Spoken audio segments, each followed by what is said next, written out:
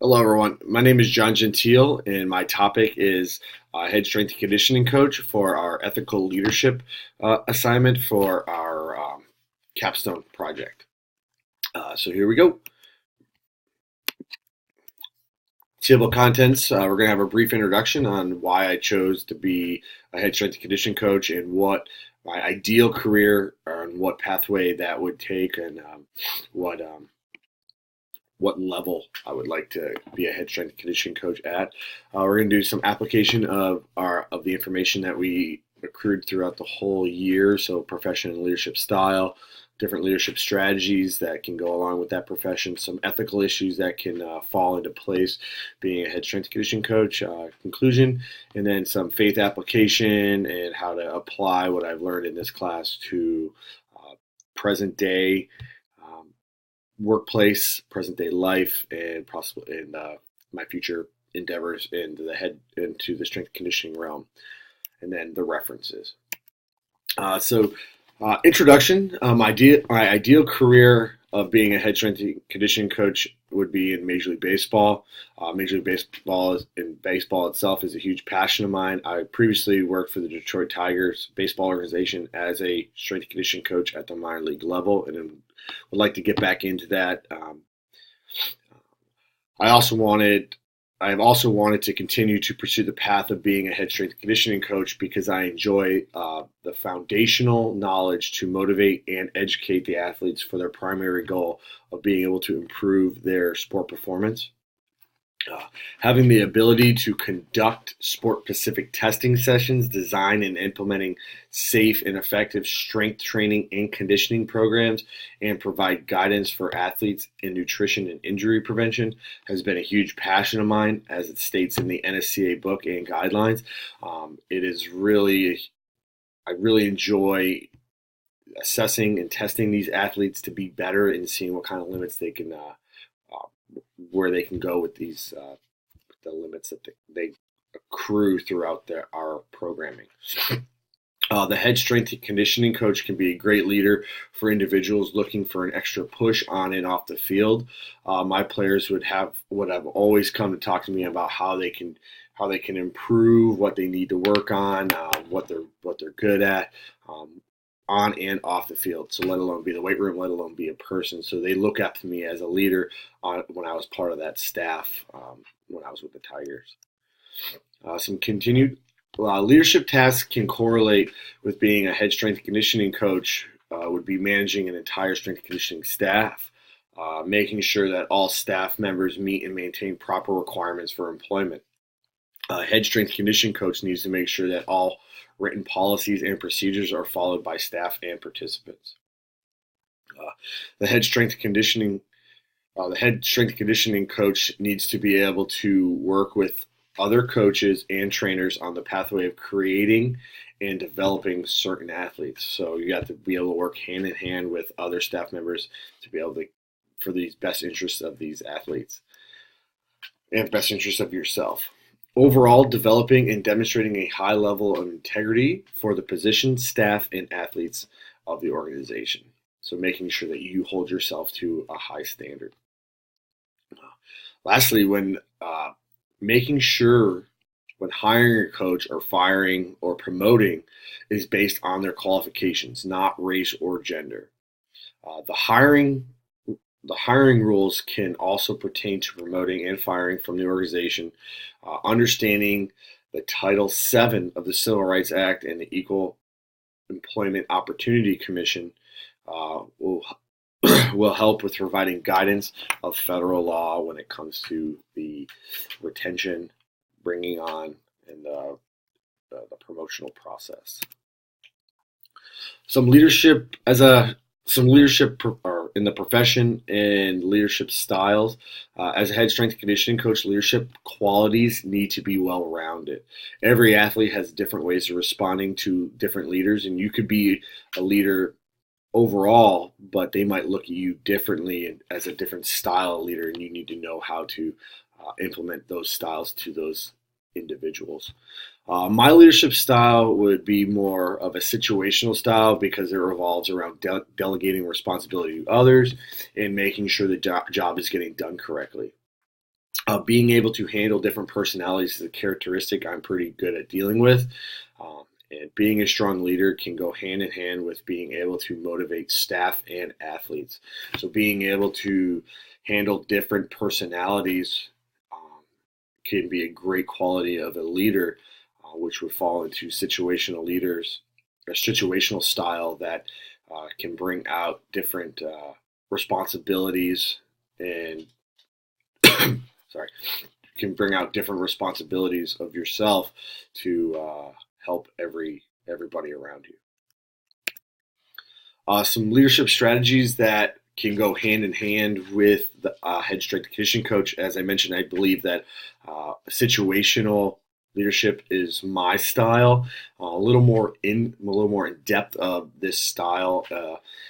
A situational leader is in the strength and conditioning field needs to be a leader and guide the team dependent upon the current situation. So, depending on what's going on, you need to be able to right away figure out how to handle this. So, if there's an accident in the weight room or on the field, you need to pull up. You need to go through your protocol and take reign over what's going on and keep everyone calm in situations like that.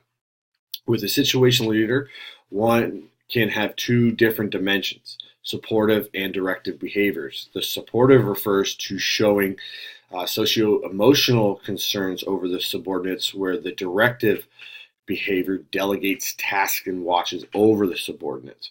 So there's two different styles there. I would probably say I'm more of the directive style if I was to choose a different style or choose one of the two, just because I'm good at passing tasks out to my staff or even clients. As a personal trainer and strength coach, you need to make sure that you're giving these tasks to these athletes and your staff, and you need to make sure that they're getting done accordingly to your standards.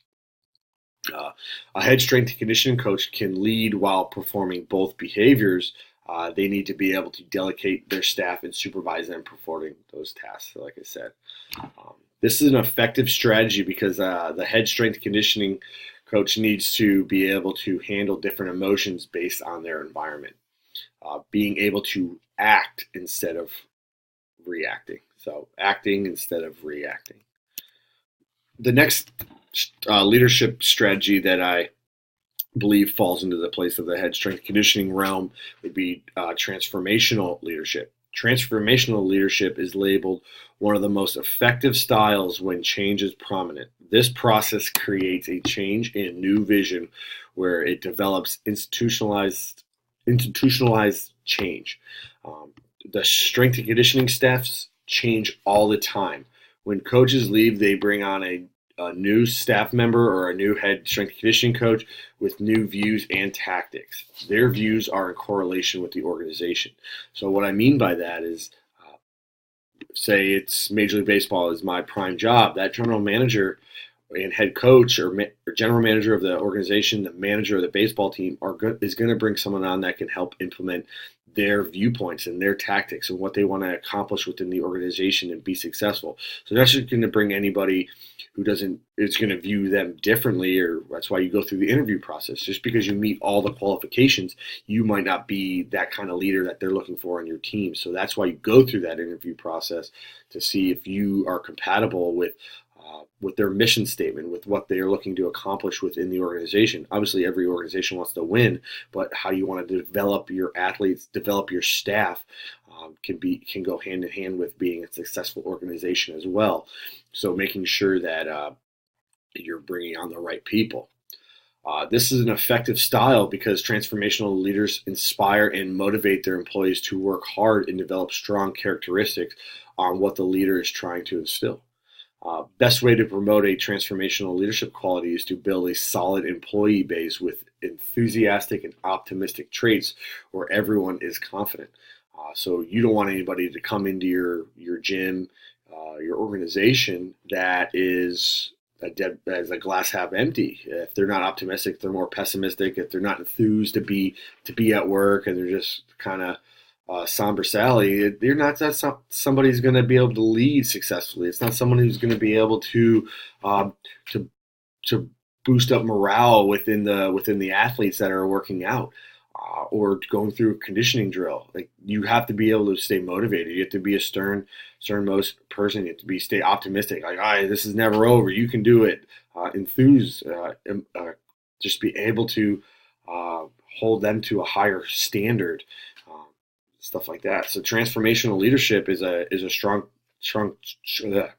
trait, and it's just not something that's built over, or it's not something that just walks in the door. It's built over time. Some ethical issues that can arise within the strength and conditioning realm would be ethical issues or ethical duties to supervise and instruct the weight room, the field practice, stretch, stuff like that. Coaches have the responsibility to supervise and instruct their changes with special consideration to danger of the activity, age, and maturity of the participant. So, pretty self-explanatory there. Coaches need to be able to hire people with proper credentials and have them provide proper documentation upon hiring. We're going to go into an ethical issue here briefly that I also wrote one of my caps on, or assignments, was about a head strength conditioning coach for a football program that didn't have any credentials at all. So we'll go into that. Also, coaches shouldn't ignore any technical aspects of instruction, failure to emphasize proper training methods, or fail to implement any necessary safety measures to prepare the athletes. Also, practicing and implementing an emergency action plan so all procedures are performed correctly. And all coaches should inspect equipment before athletes start using it. So making sure if a new athlete is going onto the squat rack, that the weight was put away properly. So they're starting with an empty bar. They can pull the bar out themselves. That dumbbells are in the right spot. You don't want making sure that they're all in order and they're labeled properly. So someone's not taking a 45 with a 55. So everything is make sure none of the plates have cracks. Just simple, that there's no fraying in cables. So making sure that your equipment is ready to use and clean. Making sure that your team has proper documentation and are qualified to be part of your team. So just being able to supervise and instruct a staff can be hard in itself, and it can lead to some issues.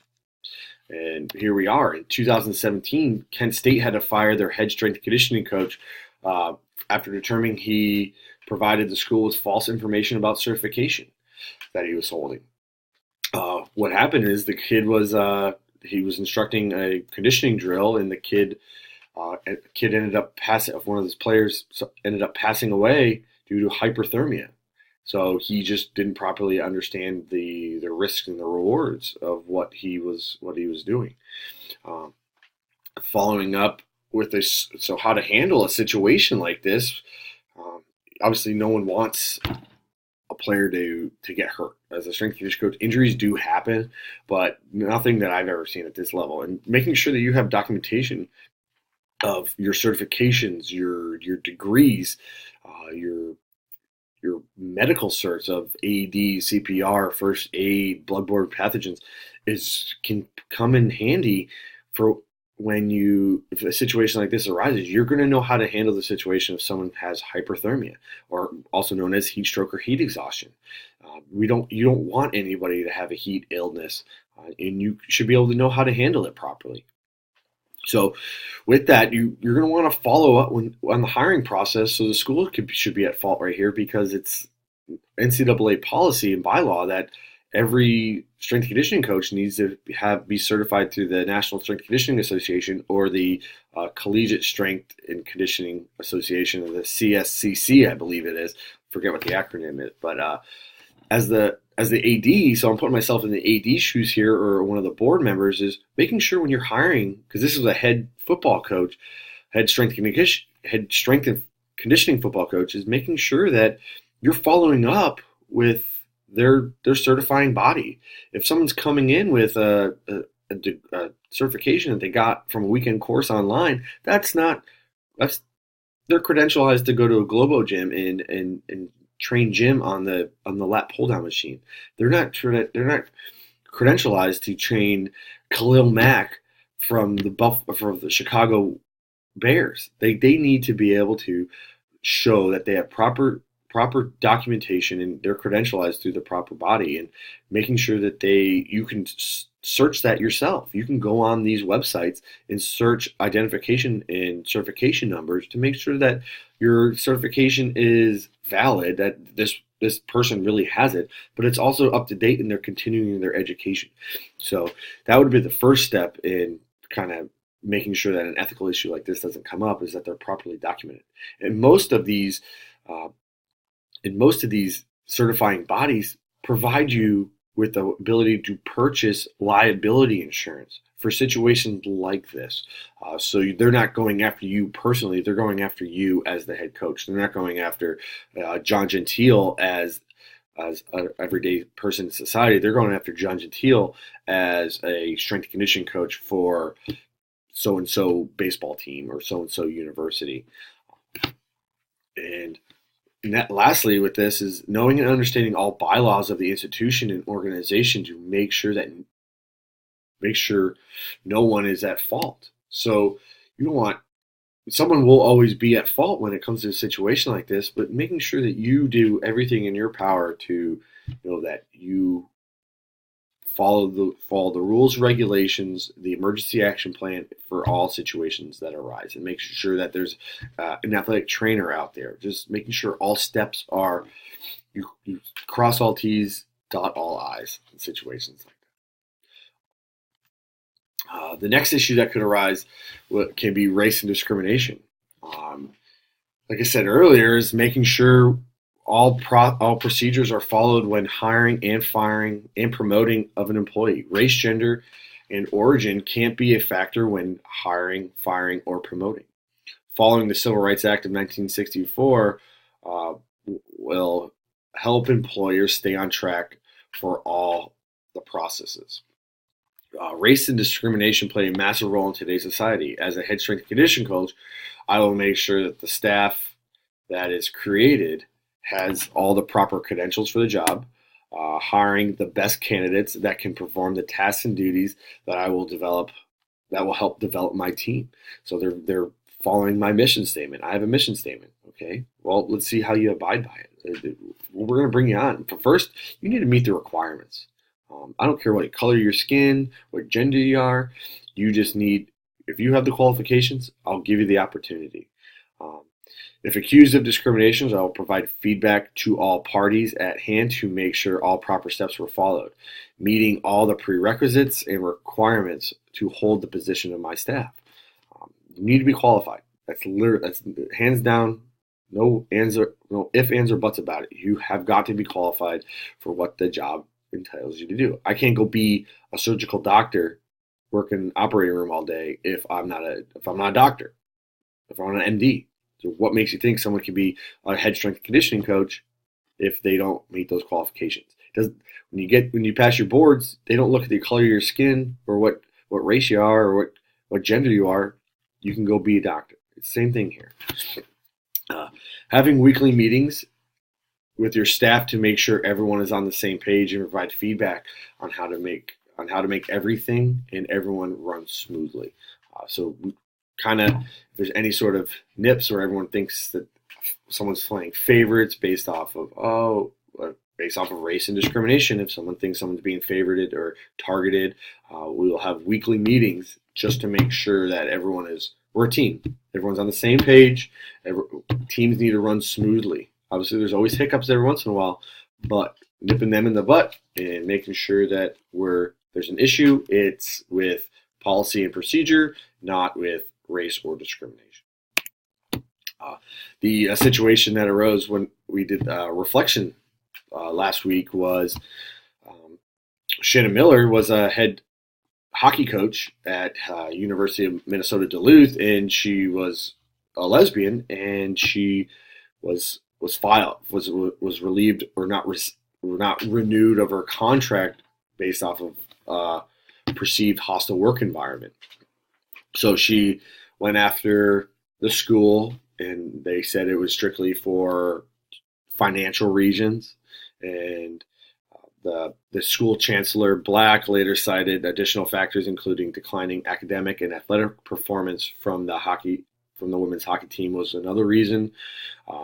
However, Miller alleged that she was never made aware of concerns related to academic or athletic performance, and that the financial hardship reasoning posed by Berlow, who's the athletic director, and Black were a pretext to intentional gender discrimination as well as a retaliation under Title IX.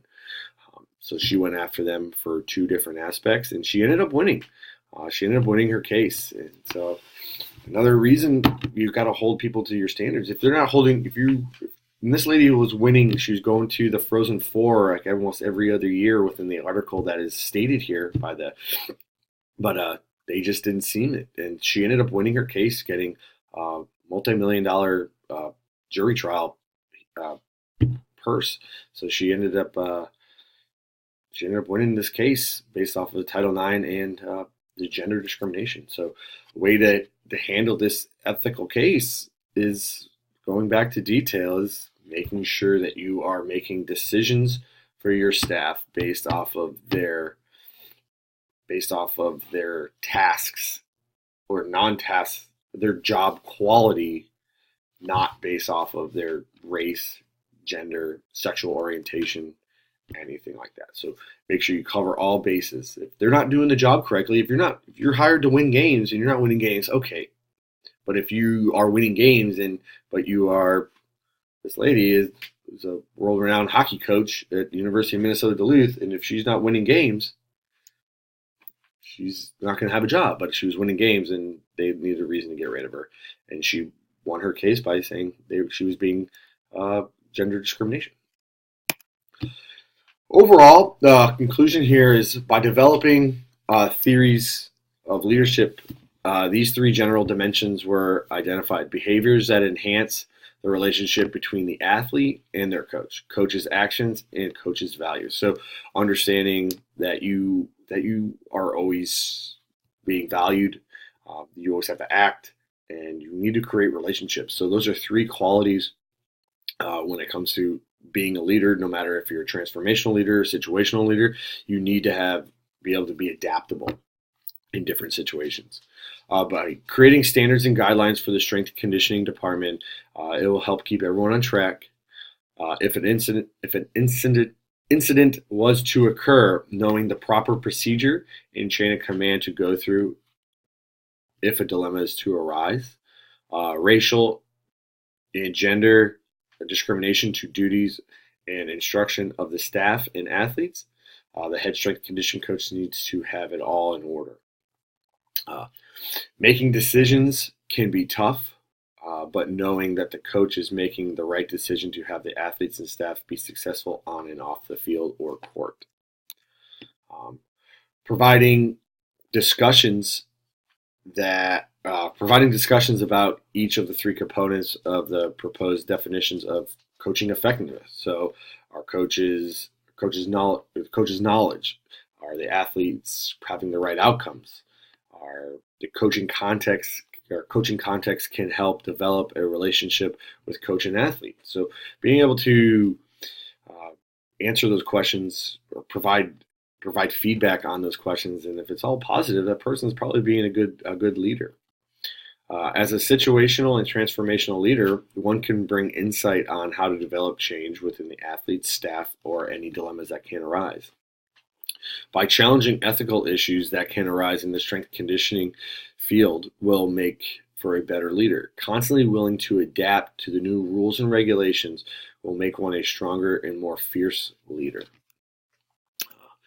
So some faith and application integration with this topic about leadership and ethical issues is my first Bible verse that I found is Philippians 2:4.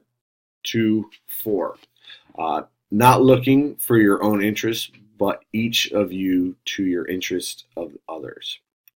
So I would take that as being able to create direction for others rather than yourself will eliminate any ethical boundaries and make you a strong leader amongst peers and colleagues. So obviously, if you're a strong person, you need to be being able to put your interests aside and to help others with their interests can can make you a strong leader. Next, we have Proverbs 22:29. Do you see someone skilled in their work? They will serve before kings. They will not serve before officials of low rank. So this verse can determine a lot in terms of hiring, firing, and promotional process within the field. Making sure qualified candidates have the skills and education needed to obtain the positions. That would be my job as a leader, to uphold those standards. So if you're skilled enough for the job, if you're qualified for the job, you will get it. If you're not, I'm not going to look at you. You're not going to be noticed. But you also need something to stand out.